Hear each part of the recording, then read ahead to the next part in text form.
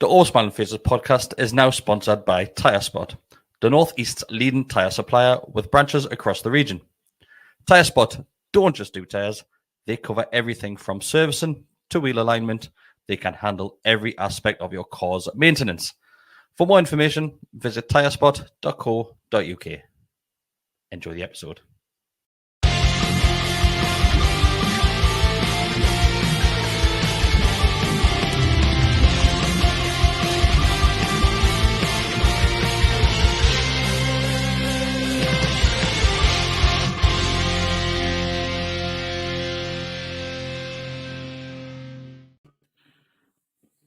Welcome back to the Always Smiling Faces podcast on the Gallowgateshots YouTube channel. It is Chris, your host tonight, joined by Mark and Decker.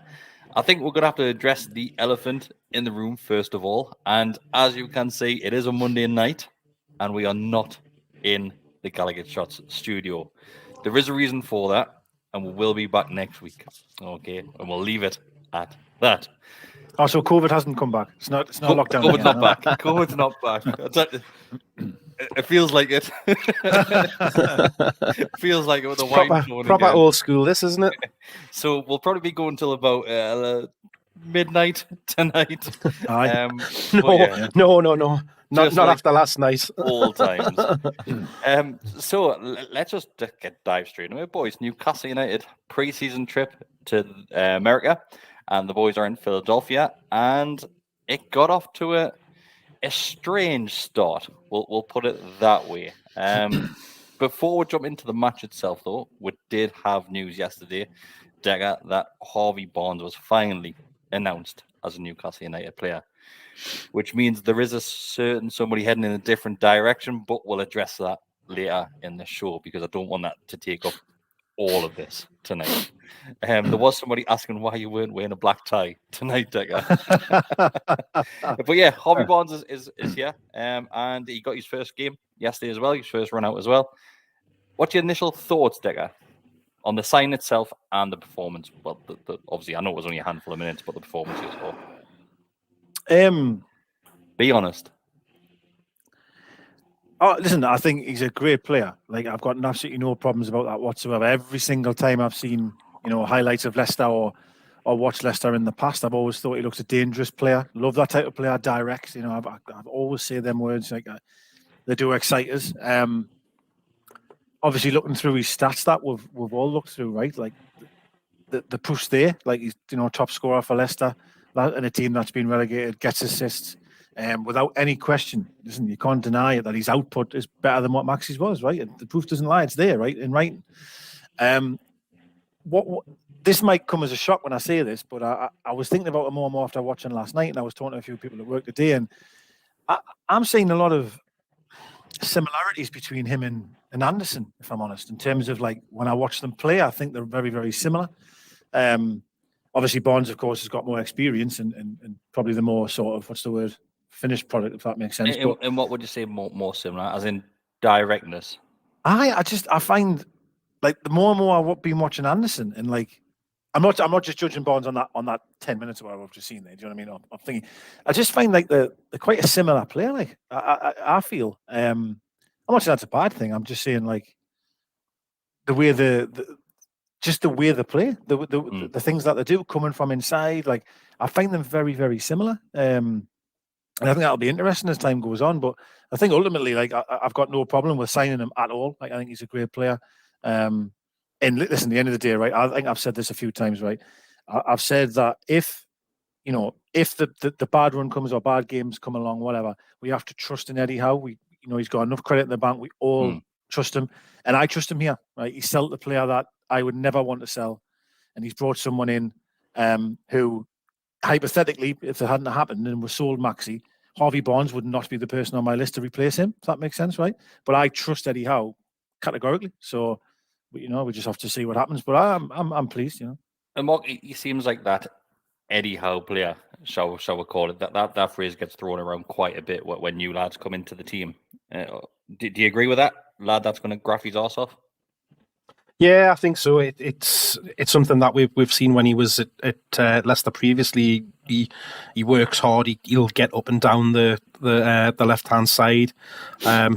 Great on the press as well, on that front foot. So I think that's the thing, that the high energy is what's suited. The way he wants to play as well, like kind of around a lot of the kind of comparisons that have been made, and looking at the style of football with the 1-2s and the little triangles, is very much so what we've got on the right hand side, with obviously Bruno, Miggy, and Trippier kind of over there. So it gives you that option now of having a similar kind of approach going down both wings, because we've seen certainly a lot of times last season that everything was going down the right, and kind of it then got to a point where it wasn't working for us because people cottoned onto it, but we didn't have anywhere else to go. So I think now having that option on both sides to get that approach play that we know we're capable of and like to do, just gives us another option there, doesn't it?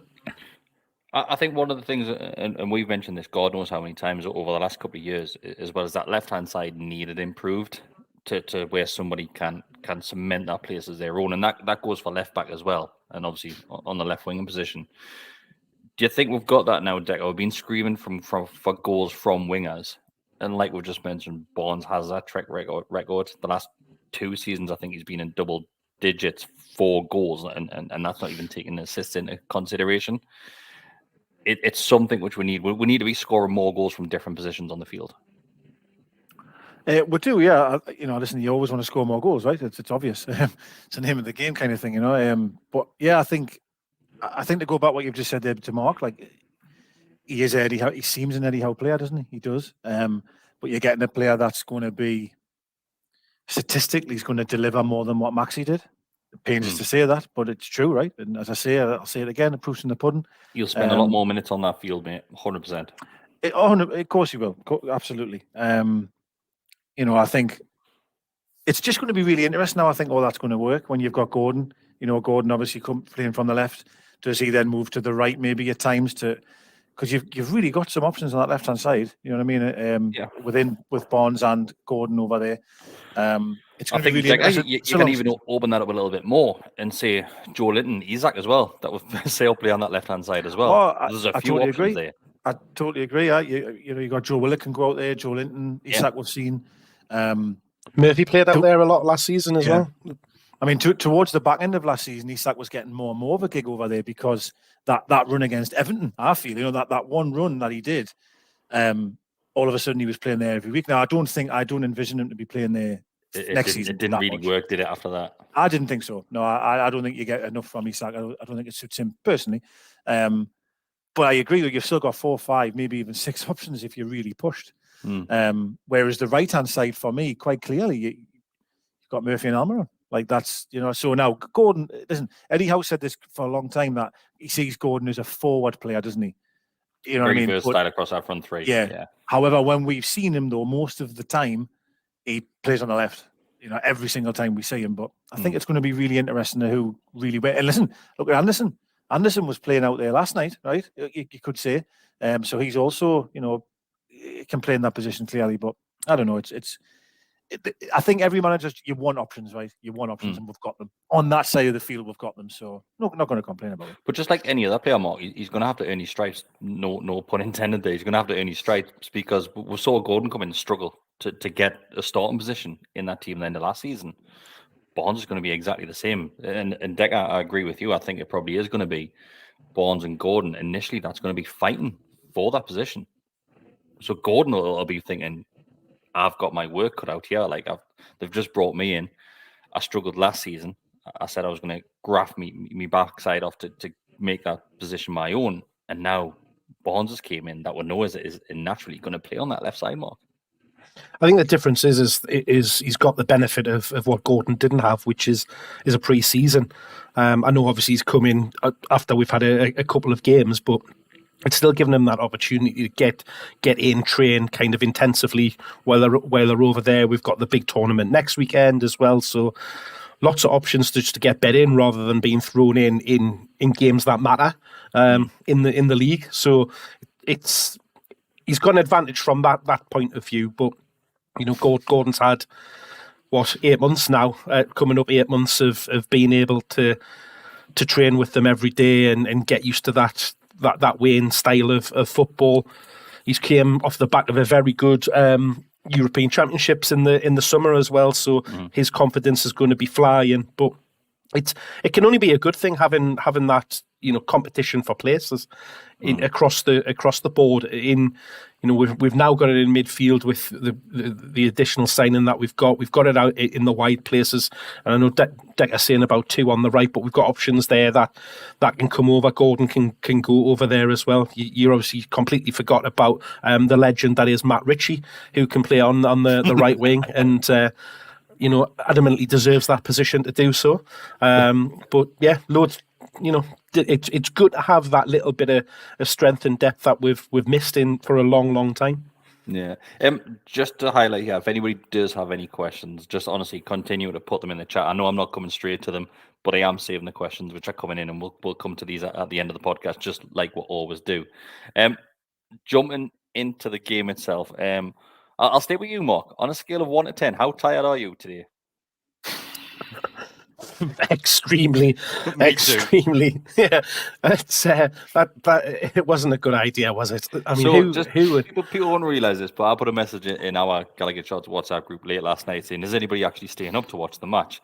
And I think Mark was the first one that replied that said, "Absolutely not." No, you said absolutely not. I would like to, but I am already yawning. And this was probably about 10 o'clock, I would say, thereabouts.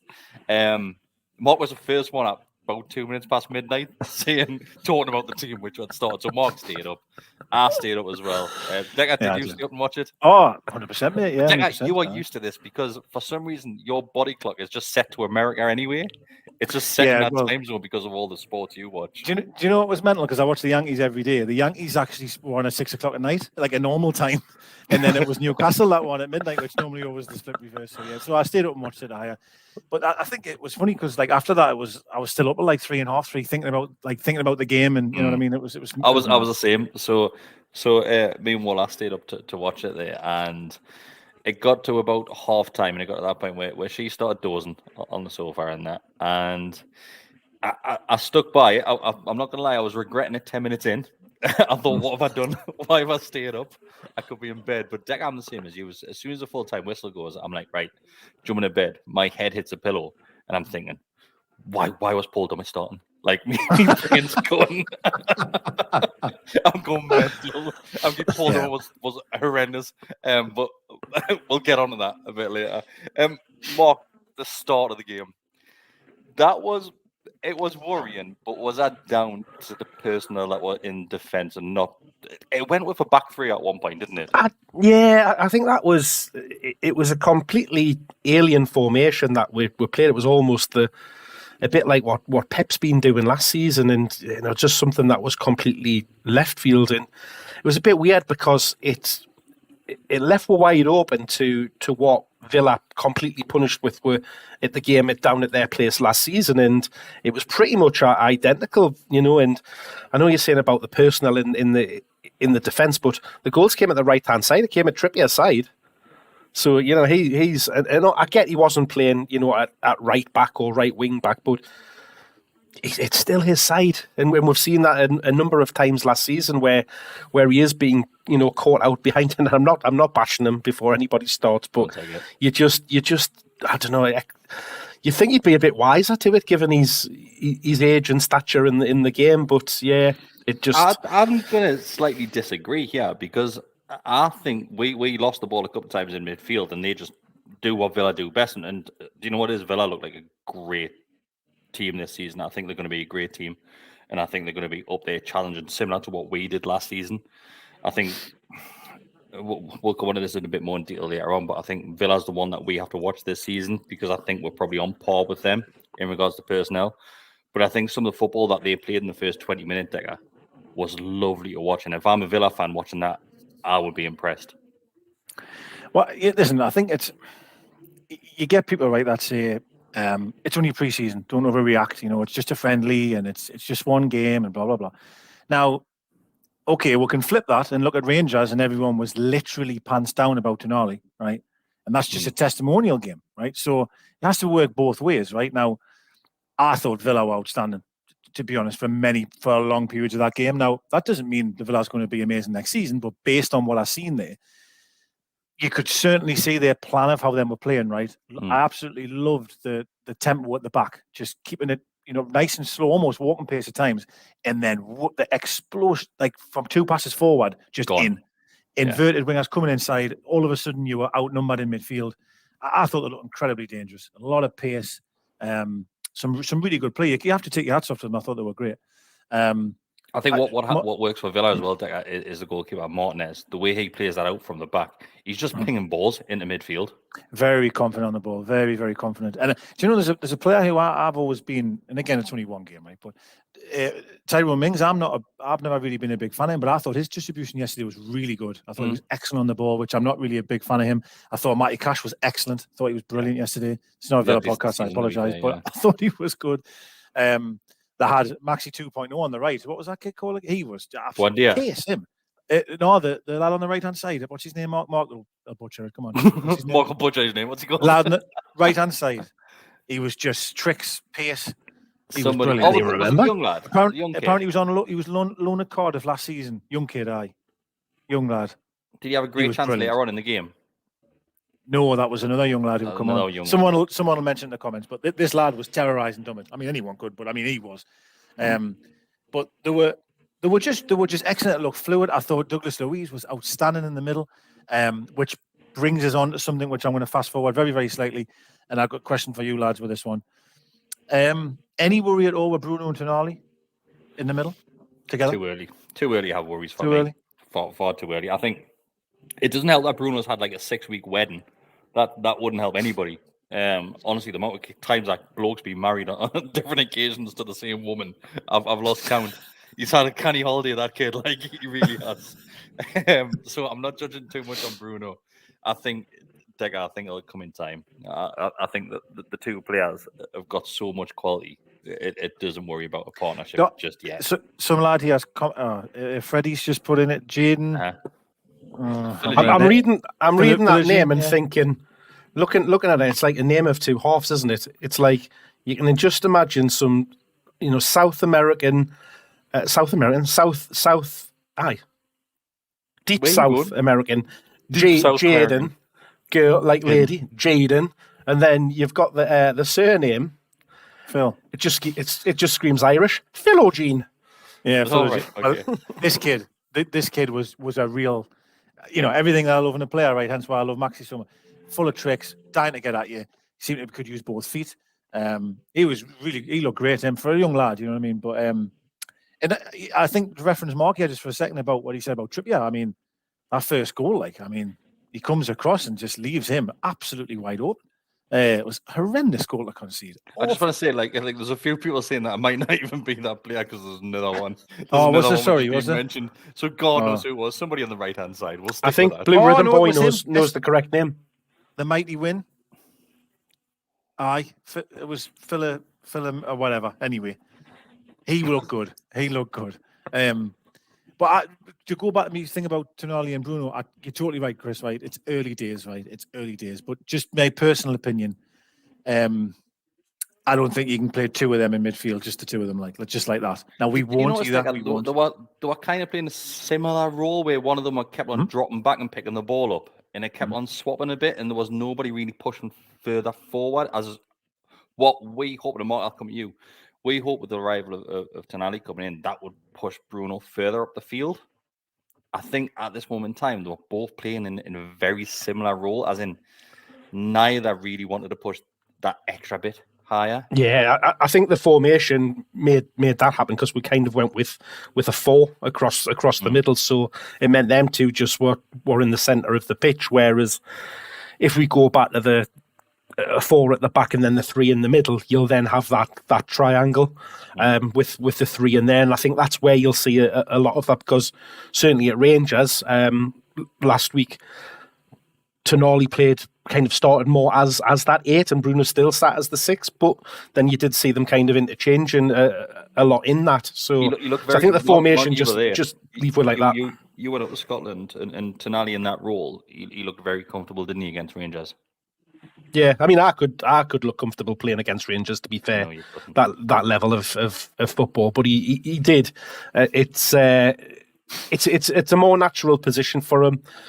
Had more time because obviously Villa are, as like I said earlier, flooding the midfield, real pace in there, hitting you, not wanting to get onto the counter attack. So it doesn't give him as much time and space, and we're seeing that struggled, with it. right? They struggled. Just call it what it is. I thought both of them struggled last night. I thought they were overran. I thought they really struggled. And I think, again, what we'll find though when the season starts, they'll play three again in midfield and maybe having Joe Linton in the middle in there, or perhaps a Longstaff maybe. You need someone else in there to allow them to play, in my opinion. I think what needs to be highlighted as well is the fact that neither team, Newcastle or Villa, didn't want to offer too much, because that's our first game of the season. And likewise for Villa, you don't want to give too much away in the likes of a pre-season friendly in relation to tactics and things like that. But I don't think Villa was too dissimilar to what you would expect from them, though. Okay.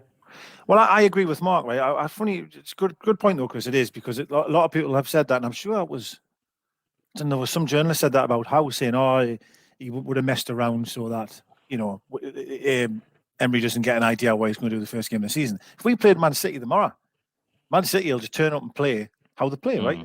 That's just what it is. Now, maybe Howe has done that, but I agree with Mark. I think Villa will play exactly like that. One thing I will say, maybe not quite as high line. I'm not so sure that the line will be as high. Yeah. And maybe we were exploiting that a little bit. That was our one bit of joy I thought we had, really. The threat we were showing was this high line over the top. Obviously, we've got abundance as a pace up the top. Isak, man, he just glides across the pitch, man. He was running with the ball at times. He's literally just it's hard to explain what I'm trying to say. He's just hovering above the grass. Like unbelievable speed, like just incredible. And obviously Almiron's really quick as well. So, but I think what we're seeing from Villa is what we'll see. I do. I do think we'll be a lot different, I think, in terms of our approach. I thought Buendia as well, he was on the left-hand side, wasn't he? Great player. Every time he got the ball, he was just absolutely rinsing anybody that was in front of him. He had a great game, and luckily he got taken off at half-time, I believe it was, as well, because he was causing some issues. He really was. He went round in the second half, was it not, when he went round the goalkeeper? He rolled the ball with his studs. Lovely, wasn't it? It was lovely. Then he just got his feet all tangled up before the shot. Yeah. It was it was a really challenging game, and one thing I will reference about the game overall here, and this isn't just Villa, for a pre-season friendly as early on, I thought the tempo of the game was very impressive. I thought it was really fast-paced, very fast-paced for being a friendly, which I think it just shows you, I think, the league itself, how much fit our teams are now. Normally you don't get that standard of speed, in my opinion anyway. I mean, teams that were pressing on the ball was really quick. There was a lot of times where we didn't get a chance to breathe, man. I mean, especially in the second half, we were trying to work it down the right-hand side, and Manquillo was getting it, and there was just floods of Villa players coming towards him. It was tough. It was a really good challenge, I thought. So, Mark, we're 2-0 down in 15 minutes, I think it is. Might even be less. 15 minutes in, though, we're 2-0 down. I'm not going to lie, and I would like to hear your opinion on this, but I was a little bit worried at this point, because I thought it could get high numbers if we didn't retaliate and switch on. That's all we need to do. We need to switch on. Yeah, I mean, it was just simple mistakes, and as I say, that ball down the right hand side, and then I did think maybe Dubravka could have done better with the second. His front post, yeah, that's the only one. But again, it was just easy for them to get into there and get the shot away anyway. So, but we still had opportunities and had the ball in and around that. So I think, again, in a pre-season, and it may be been a bit of that Villa, almost switched off a little bit, that when they did get a bit comfy with having that 2-0 lead, but it didn't look great, did it, after just a short period of time, and then it looked horrendous, mate. Yeah. No, not great. It looked horrendous at times. That's it. And then we got we had the drinks break in the middle of the half, and then I don't know what they put in those drinks bottles, but from that break onwards, we just absolutely wiped the floor with Villa. It was like watching a completely different team from that point onwards. Yeah, and again, it's maybe it's just adapting to the game and getting a foothold in it and a bit of confidence, but just everything that we were trying was coming off. We were much quicker to the ball. We were snapping the ball around. We were playing it in behind, as you said before, getting into the space and almost doing to Villa what they had started off doing to us. And again, they still had a couple of opportunities, even during that spell as well. But it was literally just, it wasn't even a game of two halves. It was probably more American, a game of quarters. Because, yeah. It chopped and changed. How referenced that? How referenced that he said he wishes we could get water breaks in the Premier League because he says that give them a great opportunity to address a few things and really speak to the players, because obviously them Howe's clearly seen something and goes, hang on, we need to change here. But I agree. I think after that water break, we definitely sort of imposed ourselves more in the game without doubt. Yeah. So we do get back into the game, and what I want to highlight here, and there was a couple of mentions early on when we first started recording here, is Elliot Anderson. His composure for that first goal is unbelievable. He sends some poor kid back to the Midlands. He was on a flight away. Him, the composure. I thought he was going to just try and square. I think it's Isaac to his right hand side. I thought he was just going to try and square, just have a tap in. He does unbelievable well, Decker, doesn't he? Oh, it's unbelievable. I think not to knock him here because we're going to praise him in a second, but there was a chance maybe 5 or 10 minutes before that where the ball was rolled to him almost along the 6-yard box penalty area, and he went to hit it and he missed it. He missed it completely. Now, obviously, then a few minutes later to have the composure to cut inside and do that was amazing. Really, really good goal. And listen, I think hopefully you remember this but I've really always liked him. I've always said there's a player in there that definitely is. Now, I appreciate you don't always in the past had the minutes to really see it, but there's 100% a player in there. Well, I think we're all in agreement last season saying that we had a hope he had went to a championship club last season, because the season before he was in League One, I believe. League Two. Then they got promoted to League One. Then was hoping that you would go to a championship team and get some minutes in him, but obviously he stayed on Tyneside and he got a few minutes. He didn't get much of a run out in the Premier League and in cup games. He got a bit. I think, Mark, I know we do this quite a bit, and we're going to talk about somebody else, and we're going to have the same sort of conversation. Anderson looks like he could be a top talent. Yeah, I mean, it's a couple of seasons now where he's been sniffing around the first team, and he's just never been able to get the opportunities to have it. And obviously he went out and had a successful loan out in Bristol, and you maybe thought off the back of that, as you say, go on and have another one. But Howe's seen something. And again, we saw the same last pre-season. He played a lot of minutes during that, and he impressed during it. And that's why Howe kept him around. He didn't want to send him out on loan because he thought he could bring something to the squad. And I'm all for people going out and getting first team football and stuff like that. But he's still learning a hell of a lot by training with the first team, being in the squad and all of that kind of thing. So it's a different kind of experience that he's getting, and still allowing him to get chucked in and having it. And it's not going to be huge amounts of times. And he might even be in a position where he doesn't get as much, because we have strengthened in the centre of the park and out on the left, which are kind of his more favourable positions. But I think he's definitely one that we want to be, keeping in and around the squad, because he's a good player. That guy, he reads the game very well. He finds himself in the right position all the time. He does. I think he's got a real quality on the ball as well, like real quality. You can see when he gets. Yeah, he's got loads of confidence.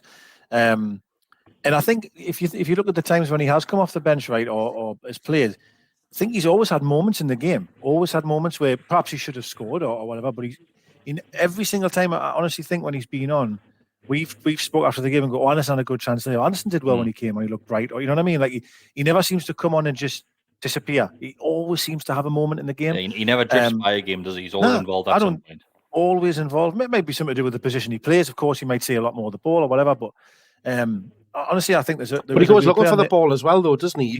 He doesn't hide from it, which you sometimes see with younger players where they could become overawed by it, but he wants to be in amongst it. And that's testament to him. He wants to be a success. He's playing for his hometown club. He wants to do a good job. I think it's amazing as well that going into the game, and I'm guilty of it, right? That I can't wait to see Tonali, right? I know, honest to God, I turned on that night. I stayed up to watch him. I did. well, I want to watch us, of course, but I was looking forward to see him play. And then you think, oh, Barnes, he'll get his bit of debut, and oh, Gordon will be on. He's been had a good Euros. And then it's one of our own that steals the show, right? He's been the best player on the pitch on that night, type of thing, And it's really, really good to see. And you forget, really that he is that good, if that makes sense. Which is it's maybe bad on me, really, but as I say, I'm not. You forget just what he can offer.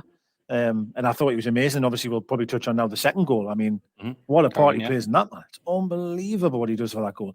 I wish it had went in for himself, rather than it rebounding. But the play he did on that was absolutely outstanding. It really was. He honestly, he does look like a great player. And I think similar to Gordon, how Gordon can be quite versatile across the front line. Anderson, and like you referred to at the very start, gone full circle there, Decker. Obviously, you mentioned like Barnes, but I think the three of those players, I think it could be a point where the three of them could just play anywhere. Just put them anywhere and they'll do a job. Yep. And that's what I think. Anderson played up front a lot of the time that he was on loan at Bristol, and we haven't really seen that from him. Being a striker.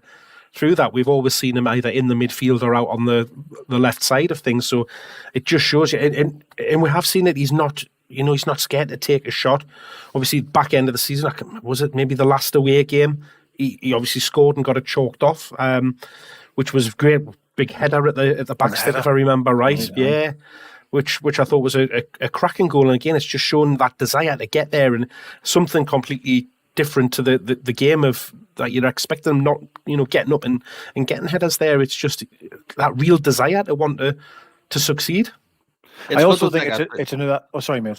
So I was going to say it's good that the fact that we'll sit here and a lot of fans will sit there and say, "Oh, we need to buy this player, we need to buy that player," because we need such a huge squad going into these European games and the cup games, along with the Premier League fixtures that we'll have as well. Sometimes you have those players sat in front of you and you don't even realise it. And I think Anderson is one of those. 100%. And this is what we're all guilty of. I think as fans. Is we're looking at how much we're spending, we're looking at who the next person's coming in, and sometimes you forget actually what's on your doorstep. And I think we're all guilty of that. That the person who definitely will not be doing that is Eddie Howe, and he'll be assessing that squad, seeing them every day, and he will know who can do a job, and no question about it. And to reference what you said before, I think if Howe didn't think he was perhaps ready or could do a job, he would be out on loan. He definitely would be, but he kept him there last season because he knew he could come in and do a job, and definitely now. No question. I think he can do a job for him as well. So I think people think like that though, Decker, is because over the last I was going to say it's not even few years, it's years and years. We haven't had that. We've been absolutely devoid of any quality coming through from the youth setup, the academy through into the 23s. When you look back, it's some of the players that we've got there. Obviously, Longstaff's gone in there in recent years and is done fairly well, keeping his position. Matty came in a little bit and things haven't gone right there. The 23s were getting the horses handed to them week in, week out. Most fixtures. Yeah, it's quite Every time you see it pop up on social media, or Newcastle 4-0 down at half time. How bad is it in the reserves? I mean, just in case he doesn't get referenced, he probably will, and I'll apologise if I'm jumping forward, but Lewis Miley, another one. What a player this kid could be like, and I know it's a small sample size. I don't get carried away, but wow, he really impressed me last night. Really did. So again, it's great for the future, and it's I love the attitude of. Well, actually, sorry, what I was meant to reference before, I interrupted you, but we've talked about Anderson there and a Miley example, but how that's Eddie Howe, isn't it? Being able to get young players and coach them and make them better people and players, right? Mm-hmm. And that's definitely what I don't believe for a second Anderson would be the player we're seeing or potentially are going to see if it wasn't for Howe. And of course his own desire to do that, but and Miley as well to reference, he came on so composed on the bus. 17-year-old. This kid is a child. He's a child, and he's literally only just turned 17. Oh, unbelievable. He's 2 months into his 17th birthday. It's madness. We have a real player there, telling you. So really want 2 months into his 17th birthday. That sounds like Bruno's 2 months into his wedding as well. And the interesting thing about it is there's not just him. You've got his brother that's right. There as well. There's then another younger brother that's in the academy as well. Sunderland, there's one at Sunderland. Yeah. And I think if it's not brother, it's definitely cousins or something, because there's literally a whole family of players Must be That's from there. Warzone. It's just it's very good football and genes in that bedroom. In the bedroom, just one bedroom. That's where they come from. Smiley Miley's in the bedroom, eh? Smiley Miley's, get in. So I'm a bit delirious at this point. Okay, Callum Wilson scores the second goal. Is that right? Third. Third, right? Third, hang on. yeah. Who scored the second? So we had Isaac scored the second, which was Isaac scored the second.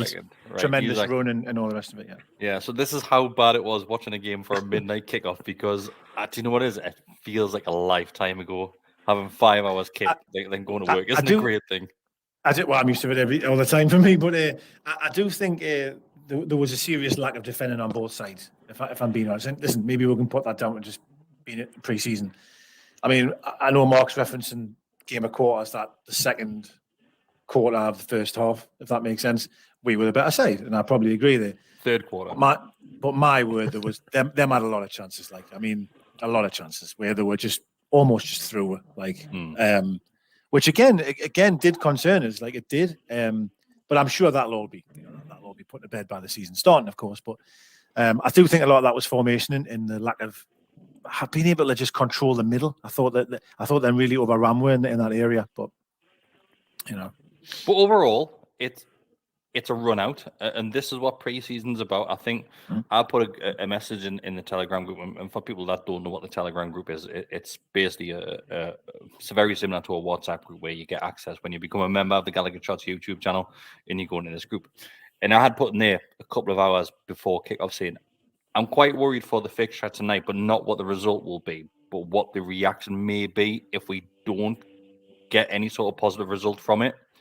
Because I know how certain fans can react, and that's not just Newcastle. That's any fan, absolutely anybody. Where if it hadn't been a positive result, let's say, obviously we're 2-0 down in 15 minutes. Let's say we're going to lose the game 3-4-0. You know that social media is not going to be a pleasant place when you wake up the following morning, even though it is just pre-season. People do not like losing games. Yeah, I mean, you've seen it, after, like you say, 10, 15 minutes when we were 2-0 down, the reaction that was coming there. So, yeah. But, yeah, we're seeing every week, and that's what people have got to remember. We saw it, obviously, last week against Gateshead, when we went down there. The week before, when Sunderland played them, it was the very same people were on Twitter killing themselves laughing because it was the most hilarious thing ever that Sunderland were getting beat by Gateshead. But you put the shoe on the other foot, and it's then us. It's the end of the world. You cannot have it both ways. End of the war. You remember that day well, don't you, Mark? Best Which one? Else how to get it in. I think it's. I don't know. When we were crap, right? Like, Bruce and all that. When we were losing games, there wasn't the sort of. Well, there still was, but people were expecting to get beat, right? So it didn't sort of come as much of a shock. And whereas I went on when it was 2-0 and like it was bad, right? Like people were really kicking off, and blah blah blah. And if I'm being really honest, like I of course I didn't want it to go 3 and 4 and 5, but I thought, God, I really hope it doesn't, like, because of the reaction of that. It's just really sad to say, really, isn't it? But that honestly, that's how I felt like at the time. I just think we're going to see it more and more this season. Like we are. There's going to be games where we don't get the result or perhaps the performances that we expect, because we've set the bar so high, right? The lads have set it so high, and there will be fans out there that'll over it. You've just said a sentence here, and have you got used to saying sentences like that? Like, when we were bad? They're still incredibly, what's the word? Familiar to me, like, to be honest. Like, and that's maybe why probably I've been the most negative, I think, maybe on the channel in regards to, like, when we sit and talk, I'm like, when the bad run comes along. I shouldn't think like that, I know, but it's almost been drilled into us for so many years that we shouldn't really be this good. So I'm almost waiting for around the corner when it doesn't work anymore. And I hope I'm wrong, of course, but maybe that's just me being, well, just explain the reason why, right? But like, you know what I mean? Yeah. So Mark, I think one other player which I want to mention just before we go through the questions which have been sent, and if anybody else has any questions, send them through as quick as possible and we'll go through them, is Anthony Gordon. He comes on there and do you know what it is? It's similar to that games he's featured in. he looks determined, he looks busy, and he looks like he wants to be a part of that starting 11. He's grafting his arse off to prove a point, and I thought he'd done the same last night. Yeah, very much so. I think he's.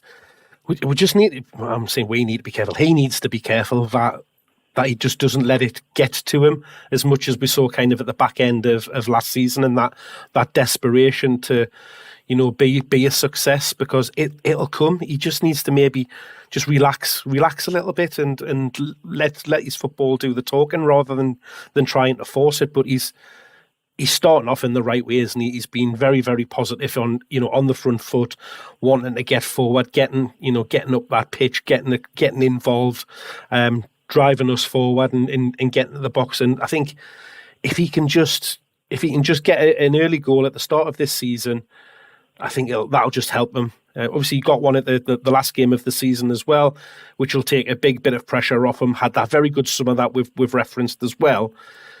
He just needs to relax. And I get he's feeling the pressure of a big money move. He's got a point to prove to probably the Everton fans and the way things ended and stuff like that. He's got nothing to prove to us. We've seen it in the reception that he's been getting, with the song and stuff like that. That we're all firmly behind him. We just want him to do well, and that's all he needs to do for us. Just do well. So there's 2 points which I want to highlight in the game, Digger, and it's, I know it doesn't mean anything because it was pre-season. The 2 penalty appeals that were had. So Callum Wilson gets taken down, and it is, who is it? The defender. He does both the challenges. It's the one that we were linked with a couple of seasons ago. Then he went to Villa. Carlos. Oh yeah. So he just goes through the back of Callum Wilson, right? Yeah. That's a penalty all day long. It's a shocker. Oh, yeah. I was stunned. I was absolutely stunned at that. I think it was one of them things where it's a friendly, right? And the ref doesn't want to give a penalty. Like, it sounds daft to say, but he doesn't, does he? And he waves play on, and there's no question he must look about it and go, "Oh, I got that one wrong," because that's a penalty. It's just. Then not long afterwards, Anthony Gordon goes through and he dodges past 2 players. I think Gordon does make a meal of it, something which was so back in his Everton days, where he likes to go to ground when he feels a bit of a touch. Yeah. But once again, if VR comes into that one, it could be given either way. Maybe that one to me was more the Gordon that we know or we've seen, if you know what I mean. I felt as if he had overrun it or knew he was going to lose it, so went to ground. He might get a penalty next season, don't get us wrong, but I think with Gordon, it's just funny when Mark referencing that, he's trying to get up the pitch and he's trying to do this. I knew someone else who used to like to do that now, but anyway. We'll get on to that soon, mate. He used to foul hour all the time, though. Funny, we've just been talking about someone else falling out there. He didn't fall, he threw himself. Time, I guess. Do you know in between the lines, between halfway line and their penalty area, right? He looks electric in that area, right? Where he'll come short for a ball and he'll turn and pass it out wide, or will come back, pass it in the middle. He looks so quick and so dynamic. Like, he's going to be a real problem for teams next season. I feel. Now, the other end of it, the real sort of, the business end where you need that final ball or crossing things, that will come, because I still feel that I haven't really seen that at all yet, to be honest. But that's fine. It's early days, right? But I would definitely say that he's making all the right noises. I was reading something today about him saying just how much detail and information Eddie Howe gives you can be actually quite hard to adjust to at first, because he's maybe not had any before. But he finds it really impressive. He's feeling a lot fitter. And again, we've just got to give him time. And that's what I hope fans will give him. If he does start next season, yes, he looks really busy and he looks dead aggressive and, oh, God, he's running everywhere, but he's not scoring or assisting and running into trouble. That will just give him time. That's what I hope. Okay. Right. Let's dive. Well, before we do that, does anybody have anything else which I add to this one? Mark, Decker, anything else before we jump through the questions? No, not regarding the game. I think we've covered all of the major points. Okay, right. So first up, this one is from Josh Stockton. As always, Josh, we've missed you the last couple of weeks, mate. He says, "Hi lads," along with the £10 donation. He says, "Hope you're well." Question for Mark: do you think Eddie Howe and the team will learn to adapt without Saint-Maximin? Hugs to Decker. Much love to the 3 and everyone in the chat. Thanks very much, Josh. So people that are new to the challenge, to the challenge, To the challenge? to the podcasting channel, will not really understand the meaning behind this because Mark, in fact, no, Decker, explain what Mark was saying about being able to adapt. Yeah, well, it was under the Steve Bruce era, wasn't it? And It was Fraser, wasn't it? It was Ryan Fraser, yeah, and it was like, back in them days, Maxi was plan A, B, C, D, E. He was the plan, right? That was it. Sit as deep as you can, give him the ball, and hope for the best. And then, obviously, the talk, even then, was either when he was injured or he should be dropped, I think Mark was saying, and we'll have to just adapt. And I was like, but we've got Steve Bruce as manager, we can't adapt. He's not capable of being able to do that. And that was where the joke started from. And of course, Ryan Fraser, Craig's almighty, he was the one being apparently the saviour. Right, Ryan Fraser will be the one that can adapt and change our ways, and we'll win games with Ryan Fraser. Goodness me, I seem to recall Ryan Fraser did come into the team around that time and did very, very well. Maybe in your opinion he did, but you just got to look back at look at the history books. I think present day. I can't see his name in the history book.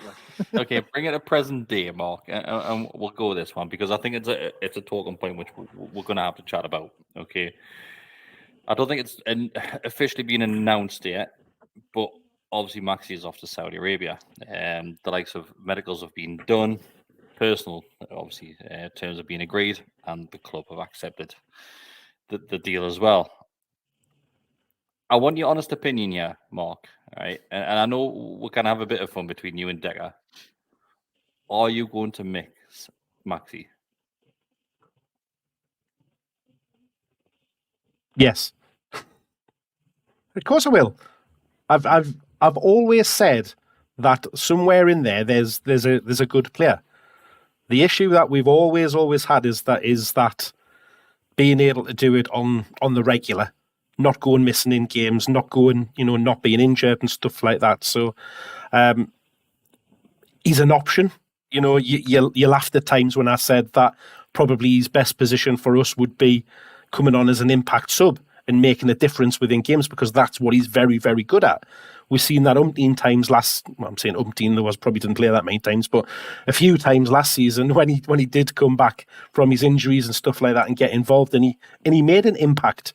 And that was the point that I was driving at. He gives you a good option, and we haven't got anybody else like that. There isn't many players that are like that. When not just looking at our club, you look across the league and stuff like that. There isn't that many of that type of player. So of course you're going to miss it because it's another option, to do something different, a plan B, a plan C. Whichever way you go with it. Decker, what I want to mention, and I don't want to dive too deep into this one because certain headlines have not made any sense to me, and they've really annoyed the certain headlines which we've been seeing the last few days about Maxi. I think what we have to remember is during some horrible times and horrible years at this football club, Maxi was the reason that a lot of us continued to go to the games. Him alongside Callum Wilson, I would say, and Maxi for a lot of people were the only hope that we had to win a game or even compete in a game, and I'm talking about the Steve Bruce days. That's what. Yeah, okay. Here comes the MDL. Well, Maxi, he's going to be remembered for that, in my opinion. I think Maxi's history will go similar to Ben Orfa's for me. I just listen. I cannot understand how. I think what's annoyed is more. I don't think I'm going to actually do this justice. What I really want to say, right? But it's not because I'm too emotional or anything. I just, I just cannot understand how. I'm seeing journalists do the same thing, and I'm seeing people on Twitter do it, where for some reason they have to bash him in order to say, how good Barnes is, and Barnes is what we've always needed, and he'll be amazing, and it's much better than Maxi. And I didn't like the quote at all from Craig Hope about a good player and a bad manager, and a bad player with a good manager. I didn't like that at all. It's just completely unnecessary. Because I don't think he's became a bad player. I actually think he's became a better player on the whole. I thought he's been releasing the ball better. I think he's created umpteen more chances. Now, not all of them have been put away, But you cannot tell me that he hasn't become a better footballer.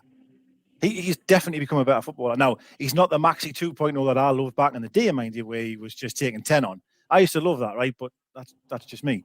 But even I've had to sit there and go, do you know, he's releasing the ball better. I think he works harder.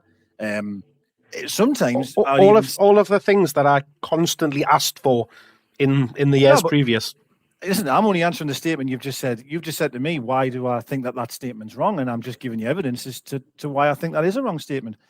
The only thing I would say against Maxi is his injuries and his game time. That is something that I will not defend because I don't think he's played enough, right? But what I will also go back with is, listen, of course I want to go to games and I want to win every game, right?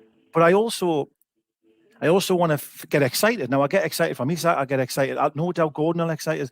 Maxi really, really excites us as a player.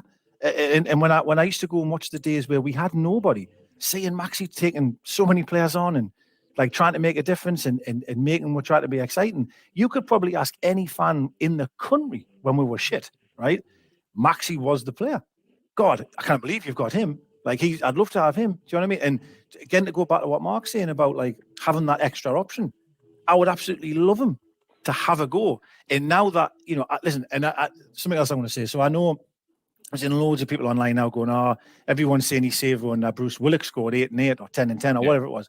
Absolutely, right? Absolutely. Still a team game, right? Maxi's not in goal for you, right? He's not. I understand it's a team that stayed up, but you still have to say that in that period of time, he was a huge factor in us staying up. How many goals did he maybe set up for Willock? I don't know the answer, right? So they didn't shoot us, but I reckon it was a few, right? Like he still had a hand in that. Stats disagree. Well, the stats disagree. Well, listen. I still believe in the build-up to these goals, he would have had a part in them. Like I don't believe he wouldn't have. Like I just didn't. And I know, listen, it's coming to an end, right? And I think why it upsets us more so than ever is that we've reached a level, right, where I honestly think, I really think he'd be able to flourish. And I think in the Champions League, to give him that option across the road here, nighttime game, shoulders up, I just really feel he could make a difference. I really do. And to see him getting bashed, it's as if he's done a Ryan Fraser and like pissed everybody off and like training with the reserves or under 21s. I cannot understand how someone that can do so much for the food bank, meet fans outside, give them watches, do so much for the community, be so bashed. It just doesn't make any sense to us. That's what I struggle with, personally. Anything to add, Mark? I know. Do you know what it is? I know personally that Maxi wanted to stay, as in he wasn't looking at a way out of this football club. He wasn't. But I think because of what's happening in the Saudi League now, I think when these opportunities arise, do you know what it is? If I'm a player, I'm not turning that down. I'm off as well. Like, you've got to remember that a footballer's career is very short-lived. And if somebody's going to not double, but quadruple your wages, I don't think you can turn that down. You can't do it. And I'm not saying that every single player should do that, but do you know what it is? I think if it was any of us in that sort of situation, to set your family up for life, and not just your family, the likes of your grandkids and their family onwards, I don't think you can turn it down. But I think it comes down to that. The overall point here is that Maxi's bringing 30 million to this football club, who will then go and spend that on to a player that's got better stats, more assists, more goals. It's a no-brainer. To get 30 plus million for a player that's not even in your starting 11, Eddie Howe would be absolutely ridiculous to turn that down. And I love Maxi, but the club would be ridiculous to turn that down. Well, I think the reference that, I think Howe's statement was quite good, I thought, you know, when he got questioned about it and he said, you know, like, I love Alan. Like, I don't want to lose him, but we're in a position where for the greater good. And I think if we're being really honest, and this is testament to him, to actually is that he was probably the most sellable asset we have. I mean, 100%. In regards to what we want to sell. I mean, of course, you sell for 80 if you want. Nobody comes close that isn't in our starting 11. Yeah. So if that's the case, why wasn't there loads of teams queuing up to buy him? That might all be your opinion, Mark, which is wrong. That is shit. But, like, you know, just my opinion. Why aren't they queuing up to buy him, though? Well, I don't know. Yeah, Mark. but I you haven't could got say the that answer about for that. you could say that about anybody. Why is the nobody queuing up to buy Bruno? Why is nobody put a bid in for Bruno? It doesn't determine how Just good saying the Harvey player Barnes. is. Was there a queue for him? Was there a queue for Harvey Barnes? There was at least another 2 teams that trying to buy him. Well, I heard Napoli waiting for Maxi as well. But then I think a lot of teams, when Saudi got involved, have probably thought, "Oh, hang on, struggling with the wages." I don't think that the sign of a good player is how many teams are bidding for them. It's I think like No, I'm not saying that. I'm saying here is that, going on about, that he's absolutely fantastic player, blah blah blah blah. And look, it's not about bashing him. I would have kept him, as I've already said. But if he was really that good, would he be joining the Saudi league? No, the point I'm making, Mark, is the point it looks I'm like making Mbappe is off there as well, mate. So and he's really good. That's because that's the only people that can afford him. We're not talking £25 million here, are we? We're talking £240 million. No, but I don't think we can say if he's really that good, would he be going to Saudi? Because there's a lot of good players that have gone to Saudi. A lot of good players that have gone there. So I don't think for a lot of money. It doesn't matter, but there's still good players. There's still good players going. And I'm not saying Maxi's on the level of any of those. I'm not, because like so Firmino's gone. I love him as a player. And Morris has gone. I love him. I think I get what you're saying, Mark.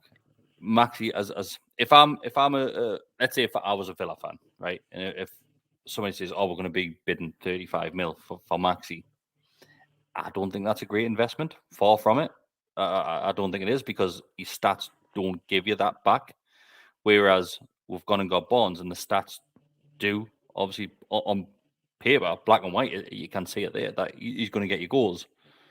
Whether or not he does that this season is going to be a different thing, because this team is completely different to that Leicester team last year. And I think if you look at Maxi for us in previous years, he has been that one player. I think like some Maddison and Barnes were probably those players for Leicester last season. It's a whole different ballgame when you come into a team that's performing very, very well. And I don't think Barnes will hit at the same stats as what he has done the last 2 seasons. He may not play as often as well, because we've already mentioned right at the start about him and Gordon, whatever. But I think to go back to Mark, I think the point I was trying to make is that in terms of the most sellable asset, I think that was him. I do. I just think that out of anyone that could go, it was him. And I think in terms of to help the FFP situation, if that's going to be able to bring in more players, then do you know what it is? It is what it is. I kind of, and I agree, because saying he's sellable asset is because we can afford to let him go, because we don't need to rely on him. So and that was the point that I was making, is that is he really that sellable asset? We've got players that we would sell for a lot more money, and a lot more teams would be interested in them. However, we wouldn't let them go. They would. I understand that. I still reel off. I still reel off. I'm not going to, because I can't be asked, but I'd still reel off 6 names or something I'd rather get rid of to fund the money. Not but sell him. That's just me. That's the point, though. Is nobody will come in and buy them. Well, that's what I'm saying. That because we should have sold. He is the best player that we have to sell. Like, he's the most sellable asset, because the other ones, the 6 or 7 I've got on my name that I would give you, no fucker wants. Sorry for swearing, but nobody wants.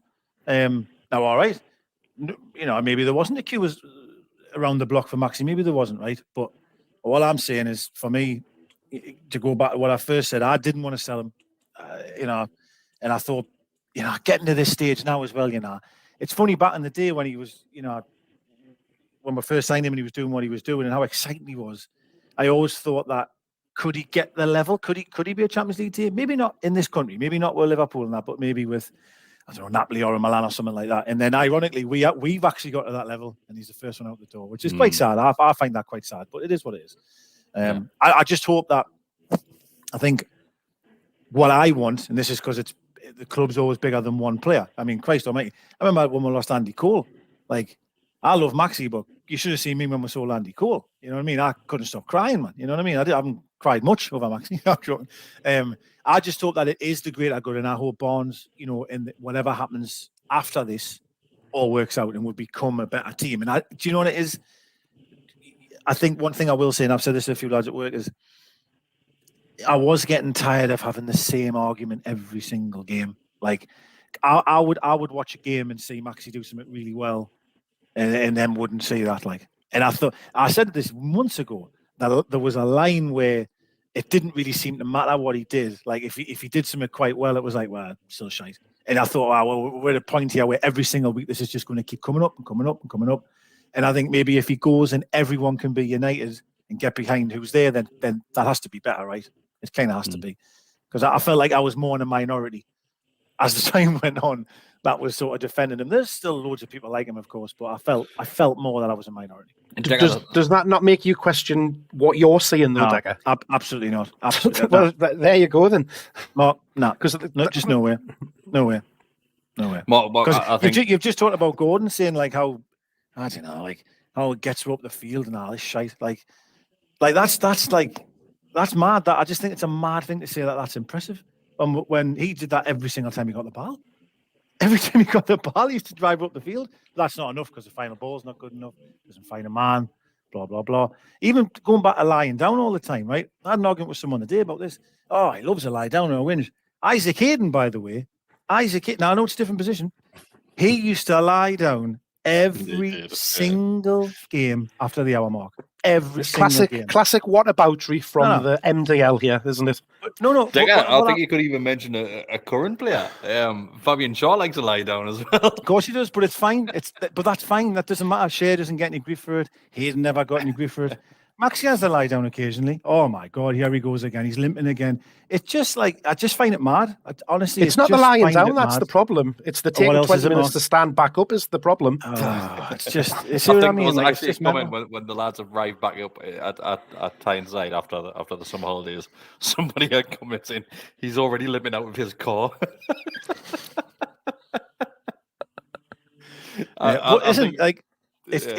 what I mean. That's what I mean though, by like things that I used to see and just laugh like and be like, "What are you on about? Like, what are you?" Can I be honest? Right? Can I be honest? I think a lot of people have probably overrated Maxi and put him on a pedestal. Him there in the middle at the bottom. I think a lot of people have bashed him as well and used Maxi as a scapegoat when the football club started becoming that bit better. I think a lot of people started to use Maxi as a scapegoat, and I think there's a middle ground that anybody can agree with. And Maxi brought excitement. He did. And every team needs that player where you get on the edge of the seat and you're excited when the ball arrives at his feet. And that's what Maxi did. He really did. And I don't think anybody can disagree with that whatsoever. No? Well, I can't. No. Okay. Next question. We'll move on. Do you think we'll have this conversation again? I'm going to miss talking about him, you know. No, I'm going to miss winding Decker up constantly. Do you know what I'm going to do? Right, I'm going to start like doing a segment with Maxi as well. We'll get in touch with him. Right, we'll see if we can do like a week like segment where Maxi will ask you a question and see which one. See if we can get an argument. Maxi says we'll do that. He'll come up again. There's no doubt, is it really? Of course he will. When he scores like 100 in the Saudi League, guy. That'll be be hard, will it? Nah. The next one is from Baz 88. That says, Decker Mock's thoughts on the third kit. Haven't already heard Chris and Scott's opinion. So me and Scott did a reaction to the third kit. We knew it was going to be blue and gold, lads. Well, those similar sort of colours. We knew about that. Decker, I know you didn't like the green one, and you still don't like the green one. What are your thoughts on the third kit? Very nice. Very, very nice. I honestly, I haven't really got much bad to say about it, lads. Like, you know what I mean?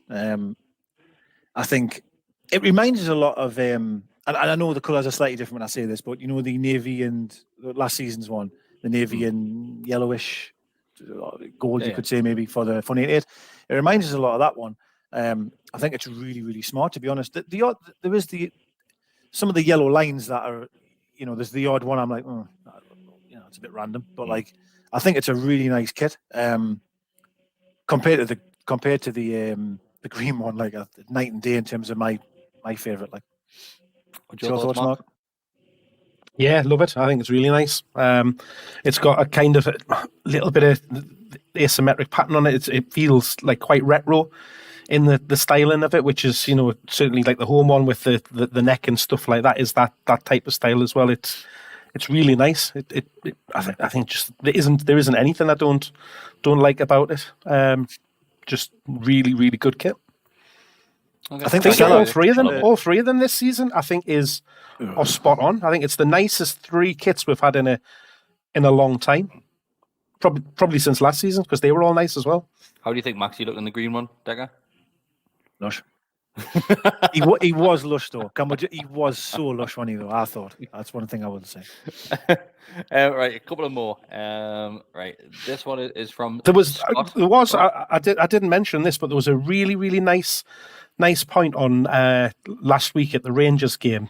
The Rangers fans all paid tribute to Maxi during the game. I don't know if you've seen it, Decker, but there was a couple of points where the home end at Rangers, they all held up bandages across the behind the goal. They're all standing there with bandages, holding them up in remembrance of it. I thought it was a lovely touch, lovely tribute to him. Were you laughing at yourself there as well when you were saying that? Nightmare. So this one is from Scott. He's a dick, isn't he? What a dick. This one's from Scott. Scott says, is Willock in the US? Haven't seen him. So Willock had hit most of his summer holidays in America. As we saw on his Instagram, he was there posting photos left, right, and center. I can remember that there is a couple of photos where Willock is with the rest of the team in America. We haven't seen him feature. Yeah, the arrival photo, he's there on the right-hand side of the photo, I want to say. He's definitely there. Because I know he's featured. I know when he's still injured, isn't he? He's injured, yeah, and he said he was a bit off. And to be honest, I agree with Scott. I was looking at a few photos and I thought maybe he was just back at home, maybe doing other work to try and get fit for the season, like, because Howard said he was a bit off in terms of coming back. So he's definitely in there, and the club obviously announced a squad as well that was arriving. I know Maxi's in that squad as well, so obviously he's not there. But I'm pretty confident I've seen a photo where Willock's there. 100%. Do you find it mad that Darlow was off? Like they said, Leeds or I think Bournemouth. I could be wrong there. And he's there, and I'm thinking, what's the point? Like, you're gone, man. Like, we didn't want you there. Like, you think he's going to travel all the way there, get his photo on Rocky Steps, and then have to fly all the way back because he's signing for Leeds or something? I just find that's mad. Ashley would have never done that, would he?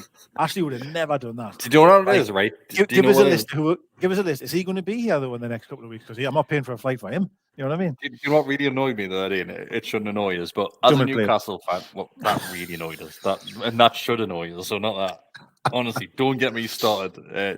Daryl said Dummett wasn't as bad as what I'm making out, but Dummett done that thing where he gets a ball on his left foot and he does a circle to go back round. He'd done that a couple of times, and that's the Dummett that I remember. So I forgot what I was going to say. No, I've lost you. You threw us off me train of thought. Some of that annoyed you. I know what it was. Decker, so you're a fan of baseball, okay? Yes. As Newcastle fans on Instagram, we will follow a lot of Newcastle players, right? So you're clicking through your stories. Every story was the same. Emil Kraft, Murphy, Botman, Fabian Shaw, Wilson. Every single one was just a photo of the baseball field the other day. And the Braves, yeah. I was like, how are you, lads? Like, it was all that.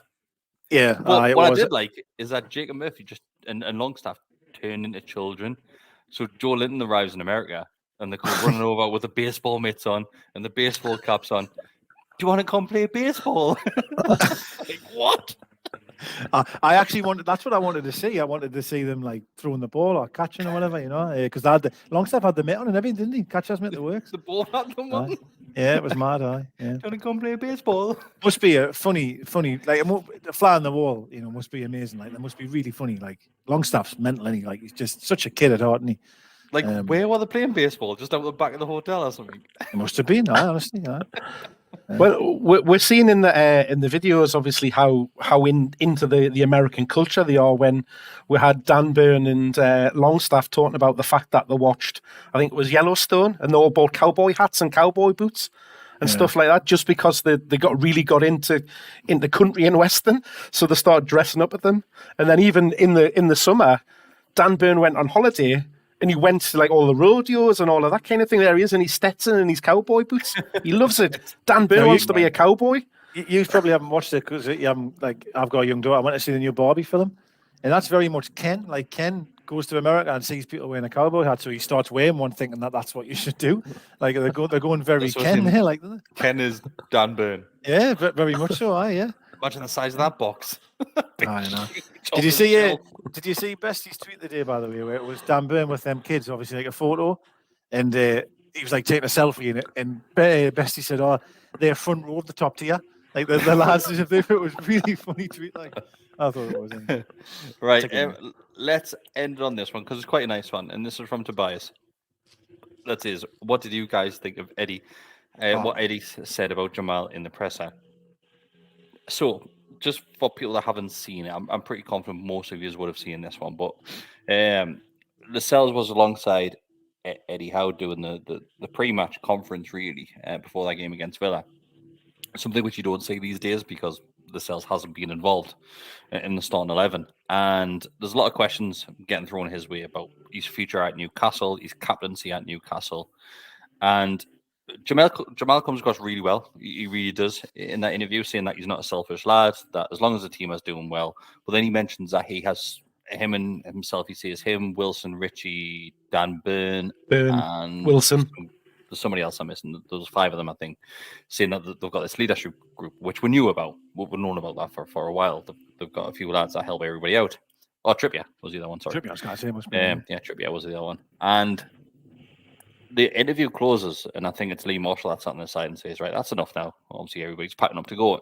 And Eddie Howe just steps in and says, hang on a second. Then he just drags the microphone over to himself. And Decker, what are your thoughts on what Eddie Howe says there? And he's praising Jamal Lascelles at this point. Listen, it was to me it was very Bobby Robson-esque style, like that. You know, there was no real. He didn't have to do it, if that makes sense. Jamal said what he's had to say.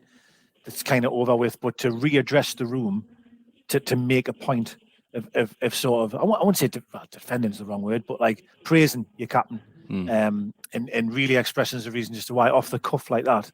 Admiration really isn't that he's it's incredible. Like it really, really is. And this is the side of Eddie Howe which I think we all get, that he's very, very knowledgeable tactically and wants to get the best out of his players. But it's that real human side that he has, doesn't he, in terms of, you know, really sticking with his players and just saying the right thing in the right moment. Like, as I say, there's so many managers would have just let that go. And maybe behind the scenes got a hold of him and says, listen to them, like, I trust you, you've been great. But to readdress the room in the way he did, Lascelles must have left that room, well, he's already 6 foot tall, but, 10 feet tall. It was amazing. And again, as fans, we love that, don't we? We'll love it when you unite and you sort of defend, you stick up for your players, if that makes sense. And we all want the managers to do that. And I just thought it was fantastic from Howe, like I really did. Yeah, it just shows you what a great man manager he is. And the one thing, I think the one thing I can say about it is, like Decker's just said, he didn't have to say it, but he did, and it came over so natural. Like he wasn't saying it just because he thought it was the right thing to do, or that he thought he should step in and answer it. He did it and said that because he believed it, and the way that he spoke about it was authentic and true and from the heart. He delivered that message because he knew it was the right thing to do, because he firmly believes it. I think he's read the room really well. I think he's probably sensed the way that's ended just wasn't right. Do you know what I mean? And he's thought, I need. It wasn't just how it ended, Decker. It was throughout the conversation. There was loads and loads of questions being thrown at him around not being in the team. They were literally saying, "You shouldn't be captain. Trippier should. You're not good enough." This, that, the other, and it probably was running through Eddie Howe's mind all of this time. But like you said, Chris, Lascelles just answered all of the questions excellently. He came across very, very well in it, and as we've just said, Eddie came across as a fantastic man. Like, if you wouldn't already run through brick walls for him, and give everything out on that pitch, after hearing that and the way he's kind of got your back as a player and a captain, you'll do anything for him after that. Yeah, I agree. Definitely. Honestly, it was a great way to end the press conference, and I think, obviously, he said that Jamal was sticking around. Jamal would be club captain once again next season, and like you said, just how good he would have felt leaving that press conference. Well, He showed it last night as well. He played well. He turned into Kevin De Bruyne, Lascelles last night. I mean, that pass he played through. That ball. So, yeah. Anything that you just want to add? Because that's about it. I think everybody's ready for bed now. So Definitely. I'm just really glad. It's just good to have it back, to be honest. Like, I know last night I stayed up late and watched it, and it was just, I got them tingles of like, right, okay, we're starting to get to the business end of it coming back. Do you know what I mean? Yeah. And that's what I was quite excited, if I'm honest, last night. Getting ready. Next game's even later, isn't it? I won't be staying up for that one. Not a chance. I do just want to say, not that it means anything that I'm really going to say this, but I hope Shaka's Harvey, because that was awful when I seen that footage today about Shaka Hislop. That was really, really awful. Yeah, I think it's all came out afterwards. He's right. fine. It was just probably heat and in fainting. But yeah, it wasn't nice to see it at the time and not know what was going on. No, it was horrible. But everybody that is watching, as always, if you do just want to like the video, even if you're watching this back after we've recorded, just like the video means a lot to us. If you want to become a subscriber, it costs you absolutely nothing to do that. We do try our hardest on this channel. There was a couple of comments early on just saying, lads, we appreciate that. The content that you put out is PR and to the point.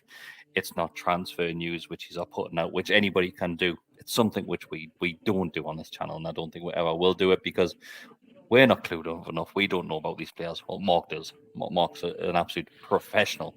European expert. Across the European network, Mark knows everything about that one. But once again, we'll still won't. Especially how to say the names. You do. The pronunciation is pinpoint. It's pinpoint, mate. If you do want to give an extra bit back, it is just $2.99 to become a member. That $2.99 goes a long way. It does help us out massively with the upkeep, and that's on the podcast, on the channel, the studio, which you will see more of, and what we have done with the studio this time next week, because it's looking fantastic. That studio, it really is looking good. You do get access to early videos, so you get early access to videos. You get more videos than everybody else, and you do get access to the Telegram group. The Telegram group has had to be split into certain topics now because it was getting a little bit carried away. So when you get access to the Telegram group, you've got a Newcastle section, you've got a movie section, you've got a food section, and you've got something else, which you'll be surprised at when you go in there as well. Is that the carrots and socks section? That is that section, mate.